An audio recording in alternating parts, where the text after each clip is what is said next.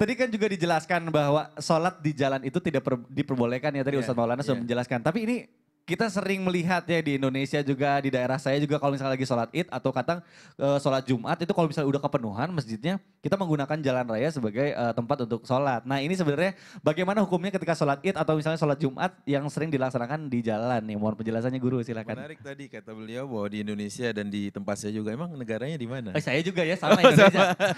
Saya kayaknya Indonesia. Izin Bang Mikdad. Bintaro tuh di luar Indonesia kayaknya. Izin Ustaz Maulana, Ustaz Syam. Bismillahirrahmanirrahim. Assalamualaikum warahmatullahi wabarakatuh. Alhamdulillah wassalatu wassalamu ala rasulillah wa ala alihi wa ashabihi wa mawalahu ba'du. Yang ditanyakan oleh Bang Mikdad tadi sudah sempat disinggung oleh Ustaz Maulana dalam 7 tempat yang tidak diperkenankan kita sholat di situ.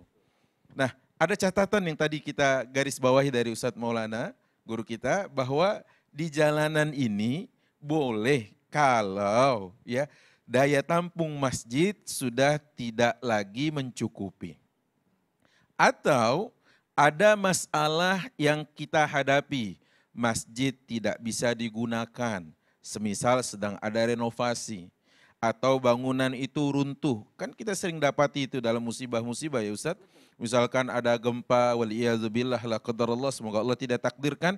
Nah kemudian masjid itu ada puing-puing yang berserakan di sana sini. Sehingga kita tidak bisa menggunakan sebagaimana saat dia belum terkena musibah gempa tersebut.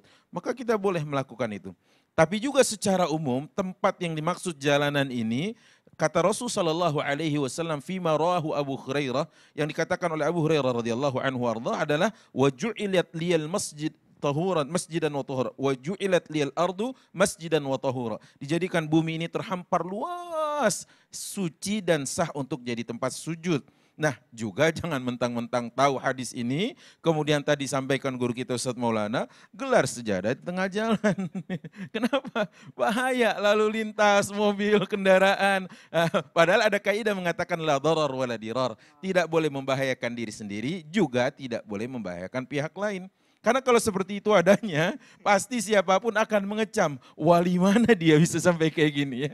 Ya, kalau sampai sholat di tengah jalan. Oleh karenanya, hadis-hadis yang tadi datang dari Rasulullah SAW harus digabungkan, harus al-jam'u namanya, yaitu disandingkan satu dengan yang lainnya agar pemahaman kita menjadi utuh dan menyeluruh.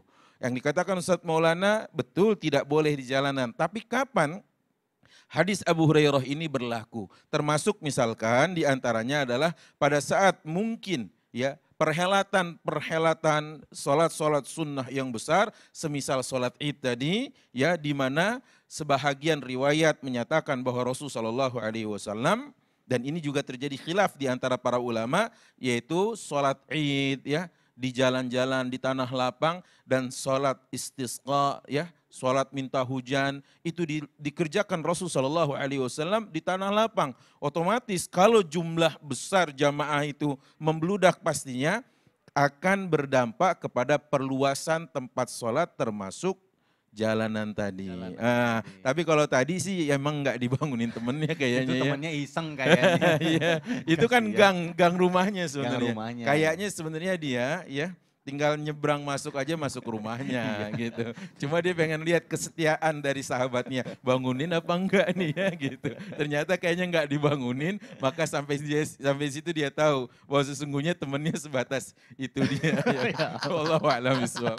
Masya Allah. Nah jadi kita juga harus lihat situasi dan kondisi ya. Mungkin Betul. itu juga hal-hal seperti itu sering terjadi, tapi ya itu betapa pentingnya juga kita saling toleransi. Kalau misalnya kita sudah tahu kan, sudah umum lah misalnya kalau sholat Idul Fitri biasanya jalan digunakan sebagai tempat sholat. Dan alhamdulillah di Indonesia cukup toleran ya. Betul sekali. Umat-umat lain bahkan berjaga untuk perhelatan sholat id Betul, kita. Masya Allah, itulah hebatnya Indonesia dan tempat saya ya, wilayah saya Bintaro. Saya kira Bintaro tuh beda sama Indonesia. Bintaro Uzbek ya, Uzbekistan. Iya, kayaknya Uzbekistan. Baik, Masya Allah nih hari ini kita membahas, tadi kan sudah ada 7 tempat yang katanya memang dilarang untuk melakukan sholat. Nah tapi kita kadang suka nggak sadar nih, Ustadz Maulana, saya kan baru punya anak ya, masih bayi gitu. Kadang suka masih sembarangan gitu ya pipisnya. Nah berarti kalau misalnya bekas pipis itu kan masih najis, kadang kita nggak tahu, terus kita sholat di situ. Nah itu hukumnya gimana Ustadz? Gini, Gimana? tentang sholat di tempat di mana biasanya anak pipis. Betul. Mau tahu Mau tahu banget. setelah yang satu ini. Waduh, Masya Allah. Baik jamaah, jangan kemana-mana, tetap di Islam itu Indah. Jamaah, oh jamaah, Alhamdulillah. Jadi memang kalau kadang-kadang kita tidak tahu.